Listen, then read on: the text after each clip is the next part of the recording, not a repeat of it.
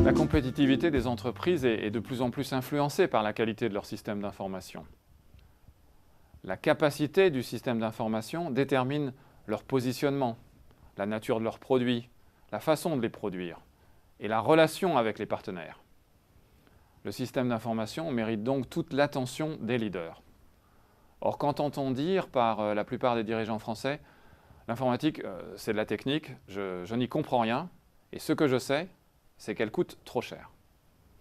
Cet aveuglement choisi concerne, il est vrai, surtout les processus de gestion.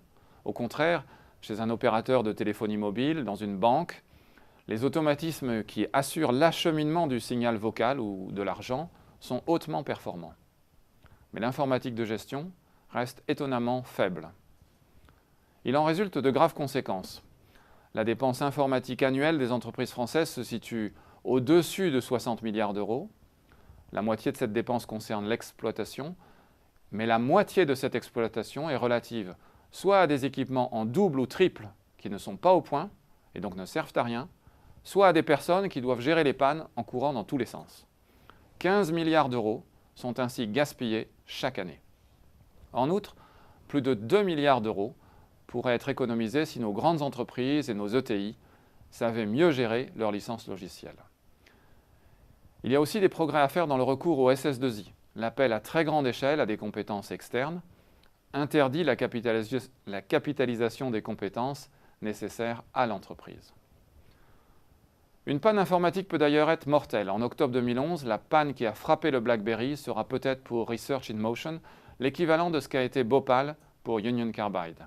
L'accident de trop, qui conduit à la perte d'autonomie et à la fin de l'entreprise. Dans la finance, une grande entreprise peut être ruinée en quelques minutes par un algorithme mal supervisé. C'est arrivé récemment à Knight Capital. Une étude de CA Technology montre que les entreprises françaises subissent en moyenne 3 pannes majeures chaque année, contre 2 seulement en Allemagne, et qu'elles perdent ainsi 40 heures d'activité par an. Dans son rapport de juillet 2012 sur la cyberdéfense, le sénateur Bockel dit que les entreprises françaises ne sont pas assez sensibilisées au risque d'attaque informatique. La sécurité des réseaux est leur talon d'Achille. Les administrations ne sont pas exemplaires non plus, selon lui. Peu de ministères ont mis en place une politique de sécurité et plusieurs d'entre eux ignorent la cartographie de leur propre réseau. Manque de sécurité, panne trop fréquente et coûteuse, c'est déjà inquiétant, mais il y a plus. L'économie moderne, celle des effets utiles aux clients, implique la reconception du processus productif de l'entreprise et de son système d'information. Il faut donc transformer les institutions en profondeur pour les adapter à l'économie, qu'il s'agisse des entreprises ou des grands systèmes de la nation. Voici quelques exemples. Dans l'industrie du raccordement électrique basse tension, les 4 leaders européens sont allemands et chacun gère d'innombrables références.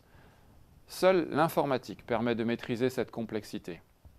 Wieland, qui est le plus petit des 4, est passé à l'offensive et a mis au point une chaîne informatique et logistique exceptionnelle.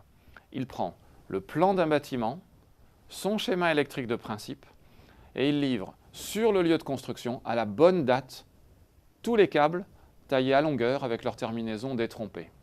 Il fait gagner au chantier de 15 jours à 1 mois et a capturé ainsi une valeur élevée.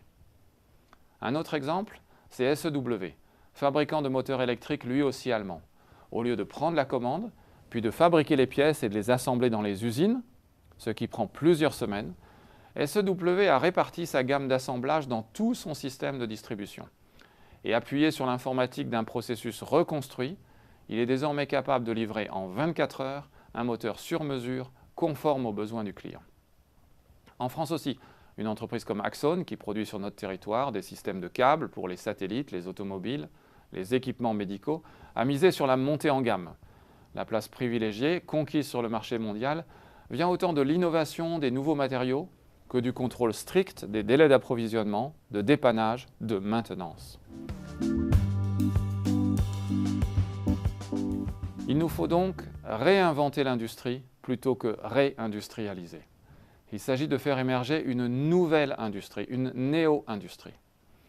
L'informatique permet de créer des process et des produits entièrement étonnants, dédiés à chaque situation client et incorporant des services de haute qualité. Mais encore faut-il le vouloir, collectivement, pour se préparer à d'importantes transformations du rôle de chacun. Et parce que cela ne se fera pas tout seul. Créé pour le plan Marshall, le Kreditanstalt für Wiederaufbau gorge toujours l'industrie allemande de subventions publiques. Les ETI de la mécanique, des années 80 à aujourd'hui, ont enchaîné avec son aide innovation, automatisation et progrès en informatique de gestion. Et pour créer, bien après le début de cet effort public, une richesse à partager inouïe. L'informatisation conditionne la qualité des produits, le fonctionnement des partenariats et surtout l'effet utile perçu par le client. Les retards et errements que l'on constate en France dans l'informatique sont une des causes et peut-être la cause principale de la dégradation de la balance commerciale. Les défaillances de pertinence, d'efficacité et de disponibilité de l'informatique créent en effet un handicap lourd et insidieux pour notre économie. Pour nous, l'industrie doit soigner aujourd'hui son informatique autant ou même plus que ses produits, ses usines et son commerce, car elle les précède tous. Et nous sommes en retard. Merci.